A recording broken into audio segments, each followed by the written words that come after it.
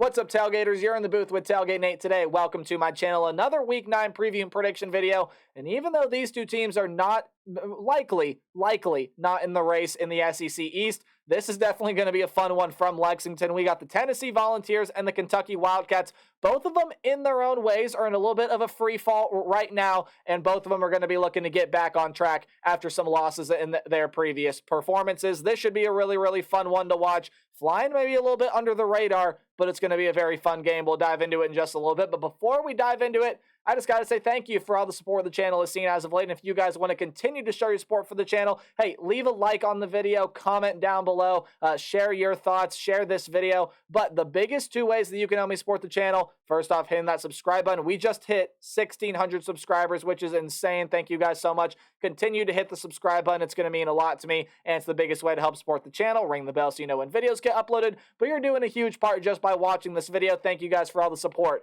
and everything you guys do for the channel. But enough about all of that. Let's dive on into the actual prediction here. We have the Tennessee Volunteers. We have the Kentucky Wildcats, and both of them sliding just a little bit. Tennessee only on a one-game losing streak, but it definitely did not feel like Tennessee was themselves in that second half against the Alabama Crimson Tide. And for the Kentucky Wildcats, hey, you started out your year 5-0. Looked like Kentucky was going to be a surprise team out of the SEC East, and then they've been in a little bit of a free fall since then with a couple of losses there to Georgia, and then just a very sloppy mess of a game against the Missouri Tigers. Coming off a bye week, we'll see what the Wildcats are able to do.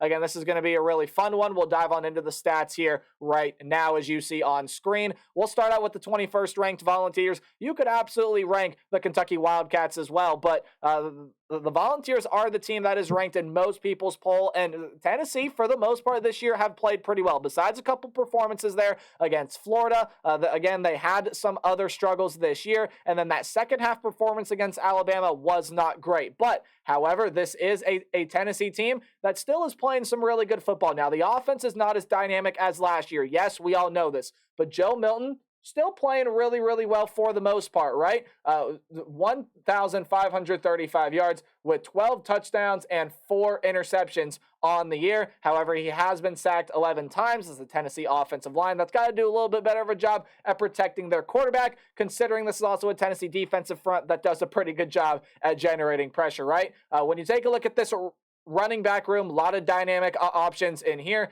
Jalen Wright, Jabari Small, Dylan Sampson, and even Joe Milton a time or two has been able to flash the ability with the legs. He's got 47 carries for 232 yards and 4 touchdowns. It is those 4 guys in the...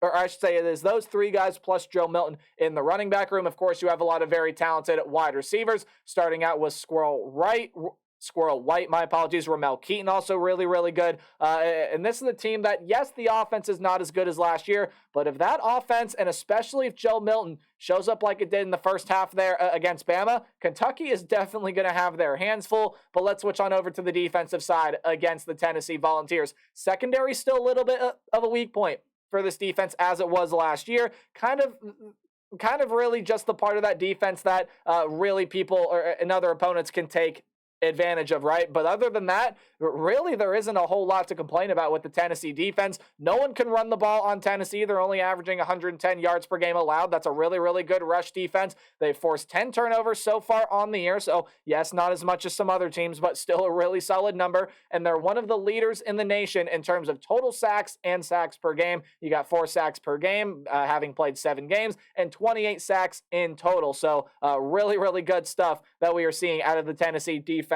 front. Again, being able to hound opposing quarterbacks and be able to defend the run there as well, led by guys by the name of Aaron Beasley, Elijah Herring, a lot of other great players. Now, the secondary has had its moments, especially a guy by the name of Kamal Haddon, 7 passes defended, 3 interceptions, including a pick 6. And there is a lot of talent in this Tennessee secondary, but it definitely still is the weak point of this defense, considering how strong the defensive front is. And this Kentucky offense is going to need to look to exploit that secondary and exploit some of the weaknesses that Tennessee has presented defensively. However, it's got to find its consistency first, and we'll talk about that in a little bit when we get to my what to watch for the slide. but Devin Leary has to be better, right?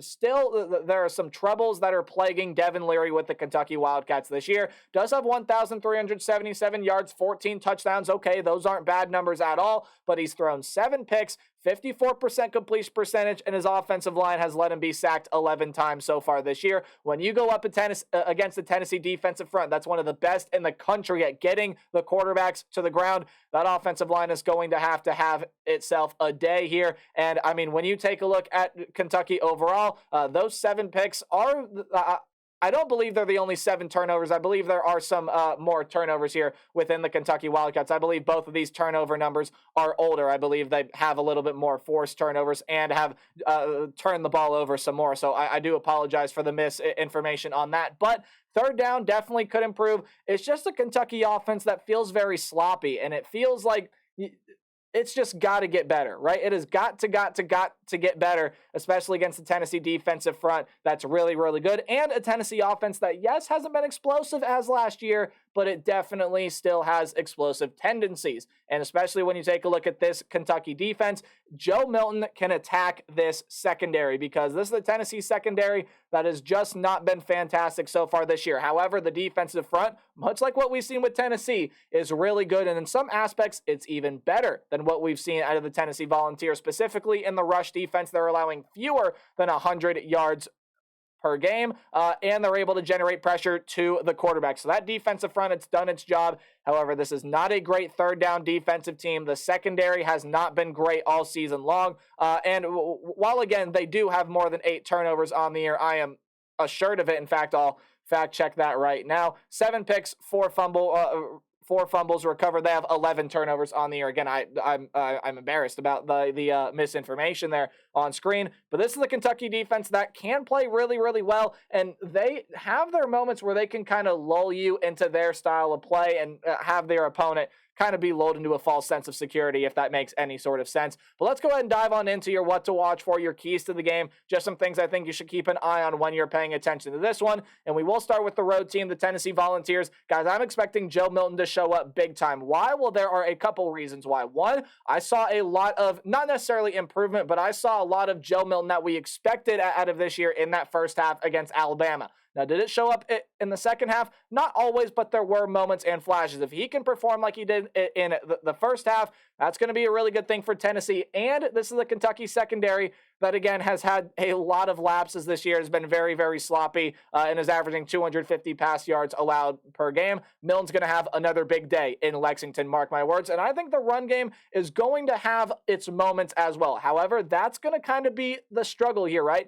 Tennessee, when they're able to get over 4 yards per carry, do really, really well. When they don't, well, that's kind of been where their 2 losses have come about, right? If you're able to stop this Tennessee rush attack, which Kentucky is more than capable to do so, Tennessee does not win the football game statistically, at least statistically so far this season. That can change here because I do think the run game is going to struggle, but it will have its good moments against this Kentucky team. And the most important thing for Tennessee here, keep Kentucky playing sloppy, or I should say force takeaways and control the flow. Like I said, this is a Kentucky team that has its own style of play, and if you get into playing the way that Kentucky wants to play the football game, it's not necessarily going to bode well for whoever the opponent is on the other side of the line. So if you're Tennessee, continue to allow this Kentucky team to be sloppy, force takeaways, or hey, even benefit off of some mistakes that Kentucky may inevitably make it in this game, and control the way the game is played. Make the offenses need to be explosive and control the line of scrimmage, things Tennessee have done all season long. Let's talk about the Kentucky Wildcats, where the pass game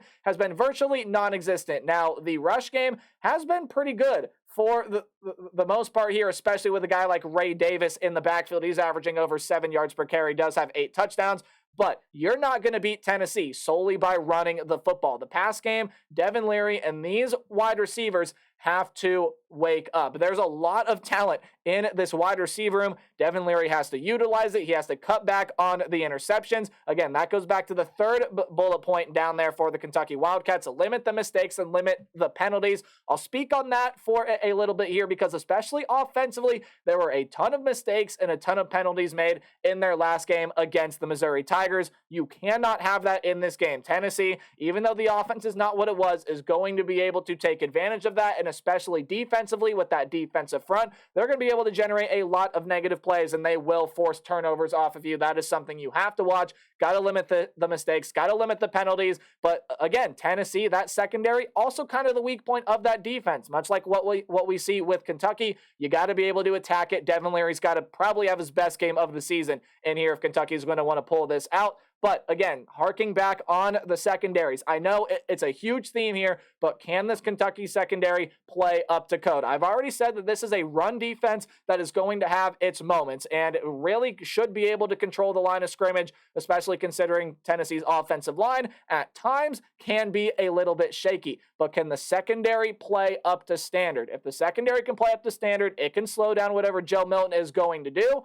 It definitely has a good shot here to win this game. But let's go ahead and dive on into my prediction here. Both of these teams are sitting with the exact same records in conference and in conference and overall as well. So really being able to jump the other team there in terms of where they stand in the SEC East, even though it might not matter in terms of getting to Mercedes-Benz Stadium in Atlanta, it's definitely going to feel good for both of these teams to get a win. And Kentucky probably needs the win a little bit more than the Tennessee Volunteers. I don't know why both sides didn't change here, but I'm going with the Tennessee Volunteers. Why? I think Joe Milton is going to make enough plays with his arm. This is not going to be a high-scoring game by any marks. In fact, I'm projecting well under what the over and under is set as, but I do think Tennessee is going to make enough plays here in this game, especially Joe Milton with his arm. The run game will have its moments, and this Tennessee defensive front is simply just too good. And with all the mistakes that Kentucky's been making as of late, and with the way that Devin Leary has been playing, I don't necessarily trust them yet. However, it would not surprise me to see Kentucky win this game. That's why I think they will cover. However, more of a defensive game. I think Tennessee and Joe Milton make enough explosive plays. They will be able to pull this one out in Lexington. And what should be a fun one, 7 o'clock Eastern Time, ESPN. Let me know your thoughts on this game in the comment section down below. And as always, remember to play hard but tailgate harder. See all you guys in the next video. Goodbye.